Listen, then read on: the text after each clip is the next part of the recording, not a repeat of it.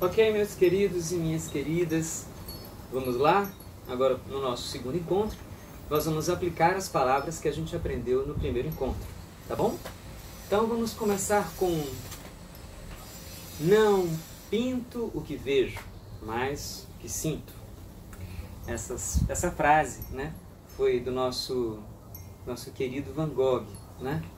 Então, assim, e enquanto os meus amigos estão andando, eu parei e ouvi o chamado da natureza. Quem disse isso foi Edvard Munch. Pintores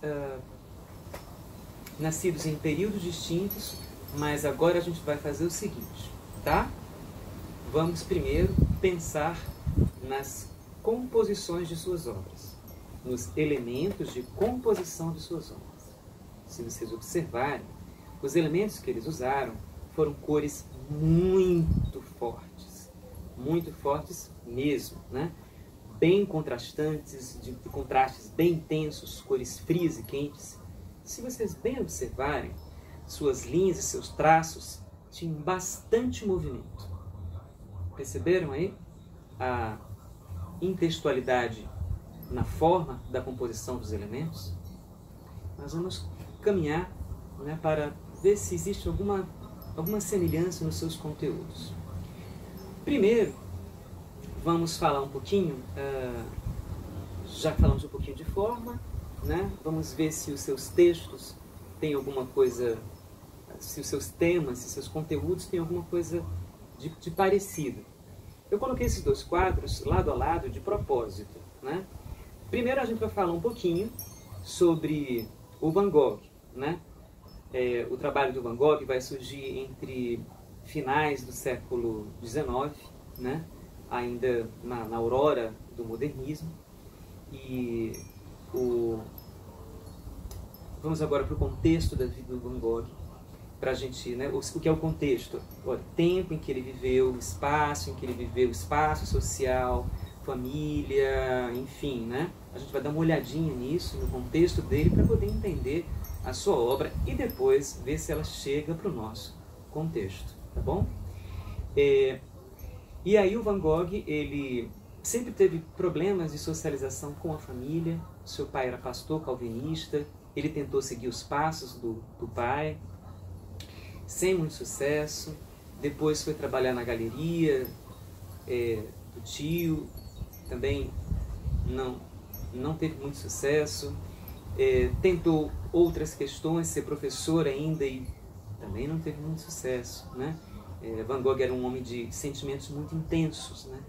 Tanto é que uma das suas frases marcantes é: não quero pintar quadros, eu quero pintar a vida.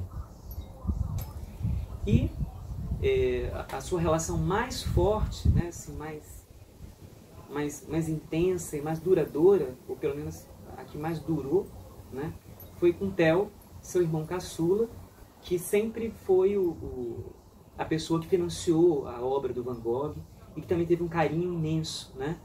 O filme que eu pedi para vocês assistirem, Com Amor, Van Gogh, trabalha exatamente esse contexto, né, das cartas que um escrevia um para o outro.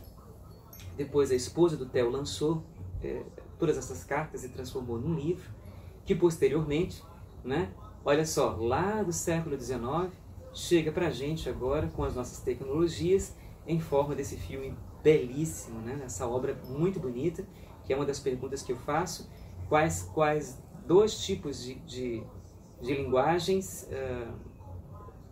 ou de formas de trabalho vão culminar na obra Com Amor, Van Gogh e o filme, né? Então, assim, nós temos o cinema e a pintura, que tudo inicia com a pintura do Van Gogh. E depois, com a tecnologia, eles transformam, eles pegam o estilo de Van Gogh e conseguem transformar. Para mim foi muito fascinante quando eu comecei a assistir. Deus, sabe? Imagina se o Van Gogh estivesse aqui, né, e pudesse ver isso, né? Então, ver as suas próprias obras vivas, né? E, enfim. E aí a gente vai ver essa questão que o Van Gogh, quando pinta esse último quadro, o Campo de Trigo com Corvos, né? Ele pinta em sua última fase, ele já está em um tratamento psiquiátrico bem forte. Nesse momento ele produz muitas obras, ainda faz uma exposição onde só uma obra é vendida, e só anos depois ele vai ser reconhecido. Mas uma coincidência. O microfone, cara. Aqui. Coloca aí pra... Não, tire do colar, senão ele vai ficar batendo, né? Só um pouquinho. Aqui.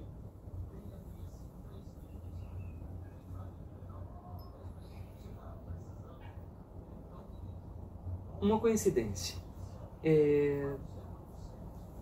Aquele campo de trigo é um lugar que posteriormente a uma crise, Van Gogh tira sua própria vida.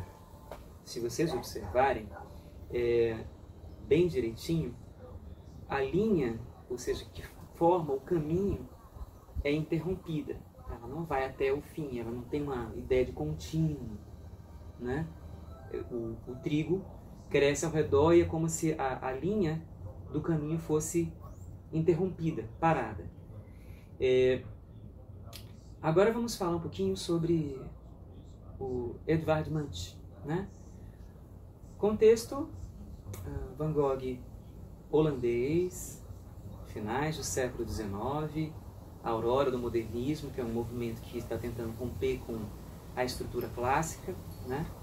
E Van Gogh é considerado aí o pai do expressionismo. Guarda bem isso. Pai do expressionismo. O expressionismo ainda não existe. Ele é um precursor, ele é um pós-impressionista, mas ainda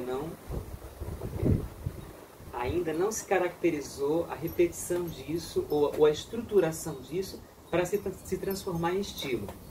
E aí é onde vai entrar o Edvard Munch, né? Edvard Munch também teve uma infância bem difícil. Sua mãe morre muito cedo, sua irmã também, uma outra irmã acaba sendo internada no hospício.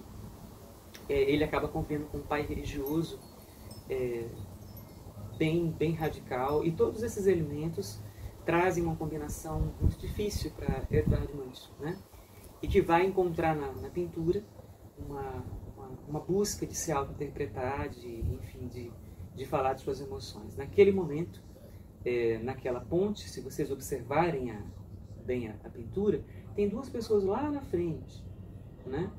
E essa pintura, o grito, né, que conviveu tanto na nossa contemporaneidade, em filmes de terror, virou máscara, tudo, que de repente a gente até meio que já nem se espanta mais com o grito, né?